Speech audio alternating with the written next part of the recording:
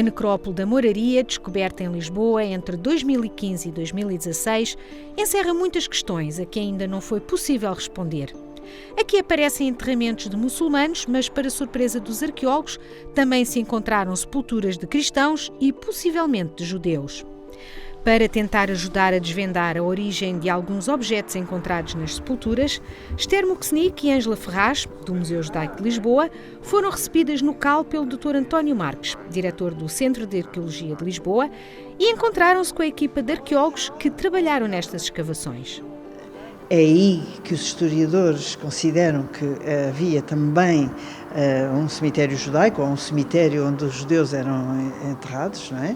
E, portanto, para nós, para o museu, tem todo o interesse conhecermos, não só do ponto de vista histórico, não é? Que sabemos que existiu, mas também saber primeiro termos a certeza, não é?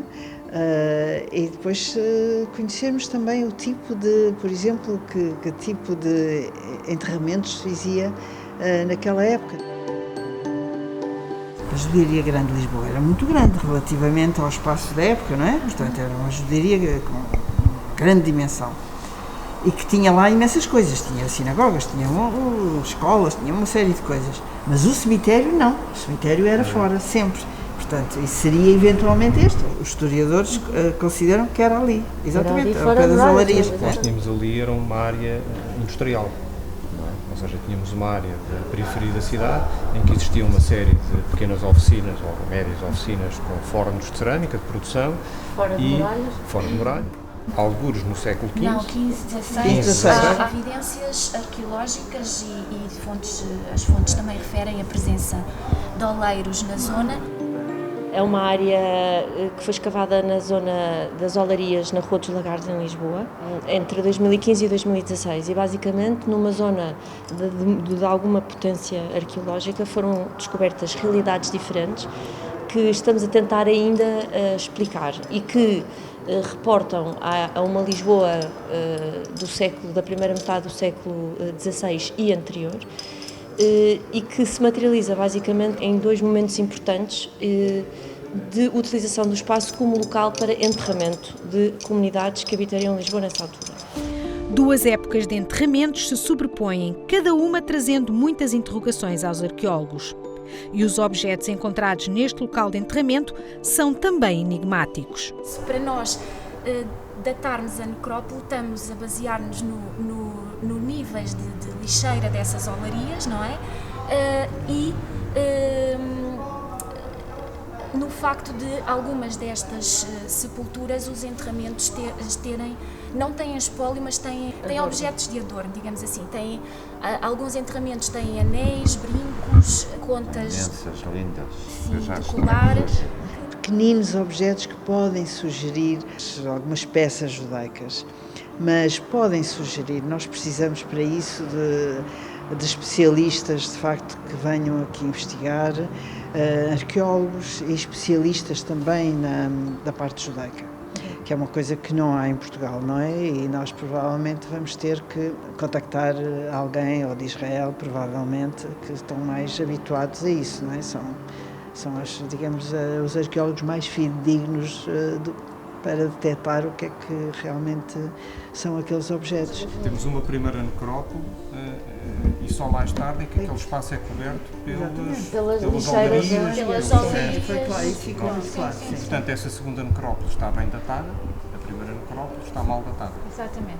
Pronto, é a primeira necrópole. Mas é na que primeira. nos interessa. Mas os objetos que encontraram É na primeira. Da mais antiga. Exatamente. A necrópole mais recente é uma necrópole que foi aberta, digamos assim, nas escombreiras das olarias que funcionariam ali na zona limítrofe, e, portanto, encontramos cerca de 50 e tal enterramentos de indivíduos que foram sepultados utilizando as próprias escombreiras como sepulturas. Portanto, as sepulturas estavam abertas nas escombreiras, os indivíduos estavam depositados nas escombreiras e tapados com os restos das escombreiras, e trata-se de uma necrópole em que, pelo menos, uma parte significativa dos indivíduos foi enterrado segundo o ritual e o culto islâmico muçulmano. Portanto, são indivíduos que estão de lado, em decúbito lateral, estão com a cara a olhar para Meca, portanto, seguem o cânon daquilo que nós conhecemos para o ritual funerário islâmico.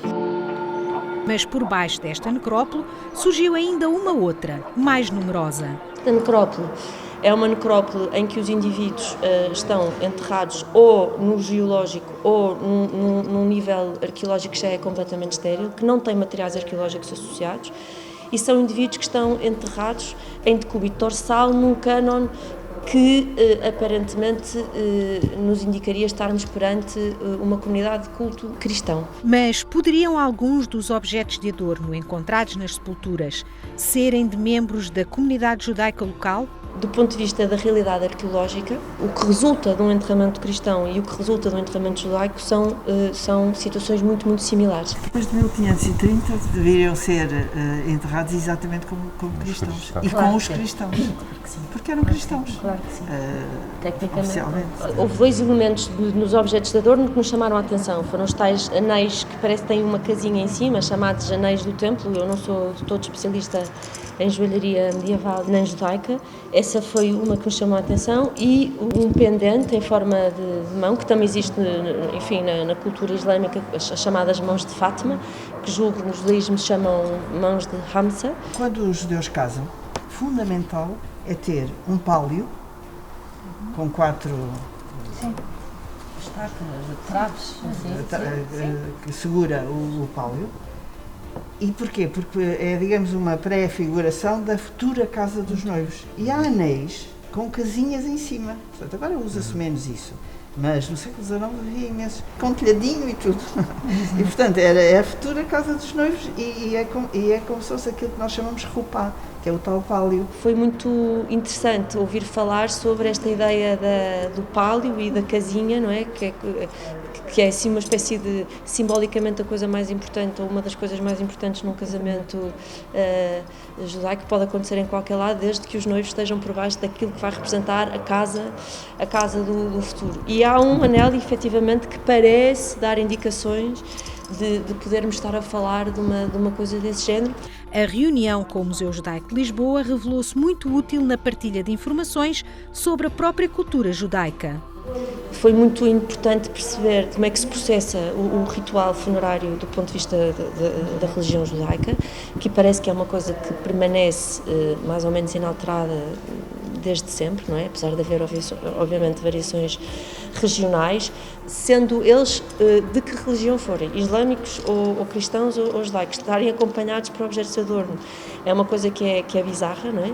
E parece que no ritual judaico é uma coisa praticamente impossível. Mais um mistério que surge É mais nesta. um mistério, portanto, a serem de tradição judaica estas joias é uma coisa que era preciso explicar aqui no âmbito de uma assimilação cultural qualquer que ali estava a existir, não sabemos. Acho que o importante é mesmo este trabalho conjunto, não é? Este trazer para dentro da investigação arqueológica e histórica o contributo de todos, porque era a cidade de todos, não é? E continua a ser, e portanto acho que foi muito proveitoso e muito útil, sim. É importante, e o que temos e o que já foi encontrado pelos arqueólogos portugueses, eles próprios também têm dúvidas, legitimamente, não é? Sobre o que é que se encontra, e portanto é fundamental pedirmos o auxílio e o apoio de entidades que estão habituadas a encontrar peças judaicas. Não é?